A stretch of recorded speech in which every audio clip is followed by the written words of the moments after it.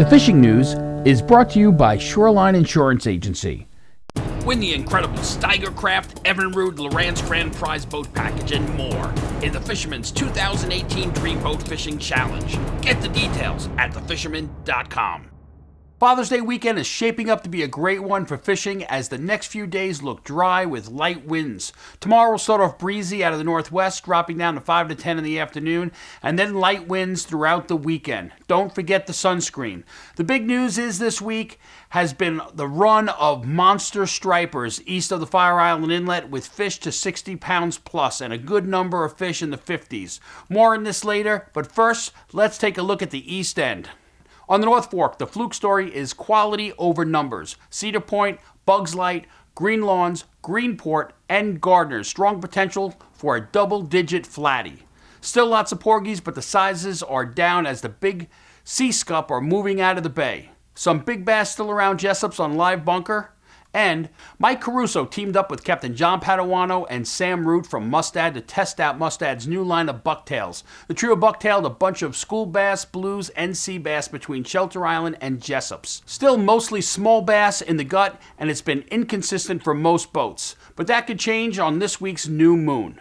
In Montauk, the fluke and bass action has been on and off again this week, but Tuesday the fluking improved. The big bass have not settled in on the point yet, but porgy fishing is still very good. And this weekend is the Star Island Shark Tournament. That's Friday and Saturday. The captain's meeting is tonight. On the South Shore, the big bass have arrived between Fire Island Inlet and Moriches Inlet. Here's the proof. The leaderboard from this past Sunday's Suffolk Anglers Tournament. 2 fish over 50 and the rest over 39 pounds. Carl Vick from Islip took first place with this 51-pound monster. I'm happy to be on the board, never mind win this thing. Some of the best fishermen on the South Shore of the island in this thing. And George told my friend George last night, I said, I just want to walk up the steps and weigh a fish this year. And there I am at the top of the board. So it was a great day, and it's for hospice care, and that stuff has touched everybody. And so it's just a wonderful day for everybody. On Monday, Bob Bauer, John Mayo, and Adam Pfizer had 8 bass outside Fire Island on the bunker. All were over 40 pounds. Bob had a 54.3-ounce fish weighed in at Saltwater's tackle. John released his 62-pounder. Way to go, John. Then Tuesday, Bergen Bay Docks in West Babylon weighed in a 61.2-pound bass by Brian Mern, caught in less than 20 feet of water to the east of Fire Island Inlet. That same day, Andy Stidd weighed in a 52-pounder caught aboard Scott Leonard's charter boat, Top Gun. Scott gave me some insight on fishing the bunker schools. The biggest thing is try to get by yourself. That's number one. Less boat traffic, better it is. And just look for the real dark patches, because that means they're all concentrated and they should be being worked at that point. That's the biggest thing. Just the real dark patches. On the fluke front, ocean action is picking up with some better quality fish in 50 to 60 feet of water. The bay fishing is limited to the last couple hours of incoming and the start of the ebb because of the brown tide. Captain Walter on the Fish Finder loaded up on blues and a few bass on Tuesday's evening trip, and the All-Pro Let It Go tournament is this Saturday. Visit the website for all the info. Senior editor Fred Golofaro has a few words on releasing big fish. Hey Tim, and yes, there are a lot of big bass hanging around these bunker schools, especially this week. Fish in the 50s and 60s, as you've already reported. And I think we really need to look at releasing some of these fish. We'll be doing ourselves and the fish a big favor. Catching a big bass like that is the thrill of a lifetime for many anglers, but watching it swim away can be an even bigger thrill.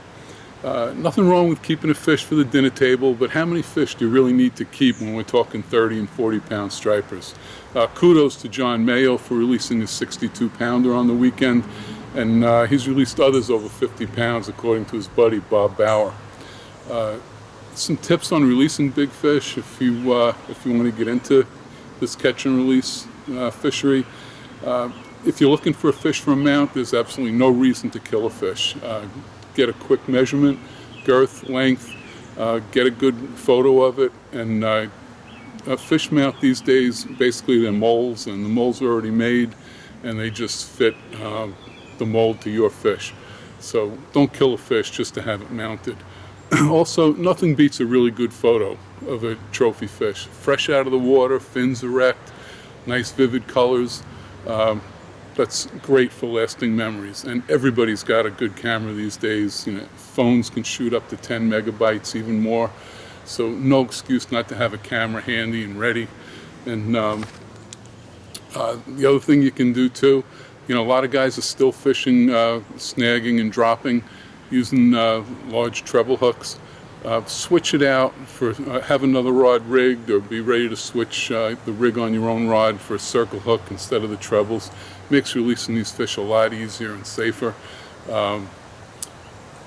If the freeboard allows, when you're releasing these fish, the most important thing is to get them back in the water as quick as possible. So be ready with the camera, with a tape if you're going to measure the fish, and especially with a scale if you want to weight on the fish. And when you do release them, a lot of these fish have to be resuscitated.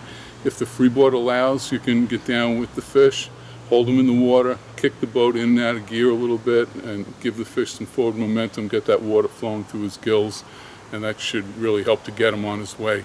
These fish have been pounded off New Jersey and New York Bight, now down the South Shore. They're going to end up in Montauk, they're going to get pounded at Montauk and Block Island. If you're fortunate enough to fish multiple days in a week, do you really have to take your one fish limit every time? And that includes going out on charter boats and stuff. Do you really have to fill your limit? Think about that.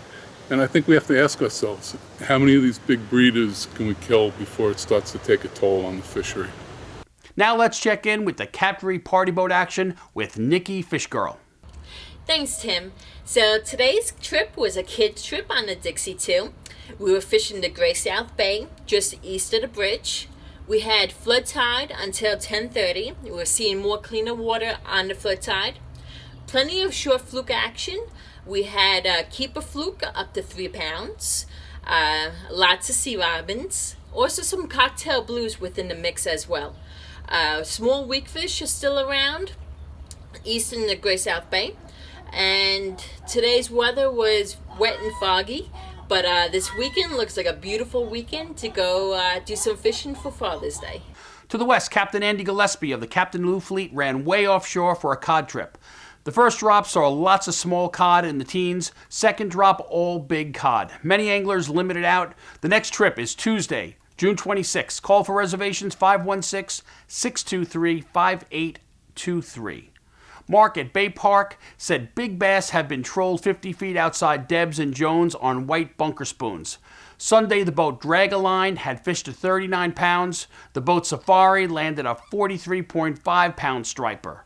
Bill Witchie at Combs Bait and Tackle said the ocean fluke bite is picking up, also in front of the Meadowbrook Bridge to the inlet and Swift Creek. The Duke of Fluke tournament is Sunday, June 24th. Sign up at the shop. Vinny at Bernie's Bait and Tackle said very good fluke this week action inside of Jamaica Bay to 10 pounds and Marine Parkway Bridge area.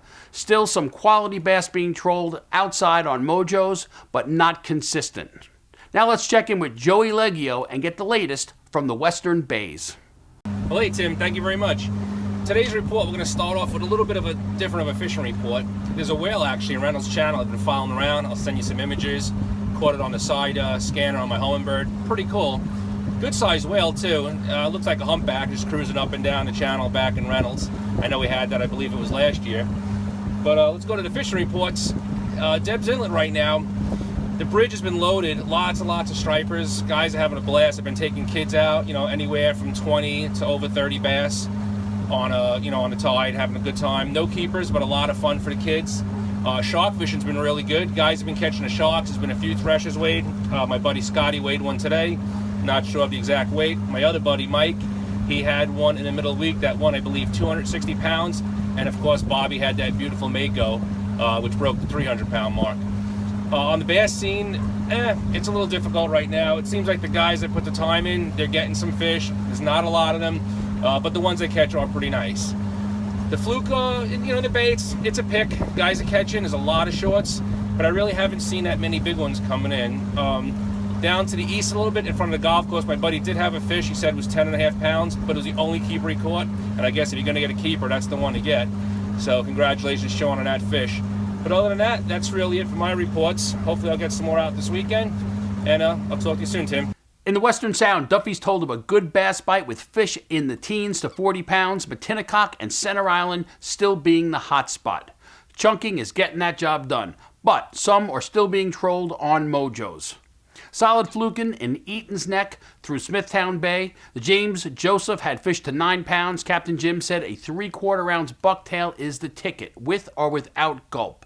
Mike Scolari weighed in a 12-pound fluke at Cow Harbor on Sunday. And there's good bass action on chunks around Cold Spring Harbor, buoys 15, 13, and the OB buoy being the hot spot. Very good porgy throughout the Sound. There's good action wherever there's some structure, still catching them in the shallows, but also in the deeper water. Now let's check in with the traveling angler, Hawaiian Dan. Thanks, Tim. Aloha! Hawaiian Dan from TalkFishTV.com, reporting for the Fisherman. Today, I was able to fish the north shore of Long Island, the central north shore that is, Mount Sinai Harbor, working the ledge just off of Cedar Beach. And I gotta tell you, the fluke bite was as red hot as this PFD. Non-stop keeper action. They're feeding on sand eels this time of year, and they're extremely aggressive and extremely hungry. Now, I mentioned it last week, but I'm gonna say it again because it's a great tip. I fished with bubblegum zoom fluke. It's non-scented, so it decreases your number of bycatches, such as sea robins, and increases your catch of targeted fish, such as this beautiful fluke. The fishing was great until the winds picked up to around a sustained 20 knots, which made bait presentation extremely hard. I will tell you this though, schoolie stripers are found all over the Sound, more than I've ever seen in years past, and that's a great sign. The water temperature is in the low 60s, but continues to get warmer each day. And yes, the fishing is going to get hotter and hotter. So get off your couches, grab your fishing rods, get out there and fish, and send in your reports. Until next week, this is Hawaiian Dan from TalkFishTV.com, signing out. Aloha!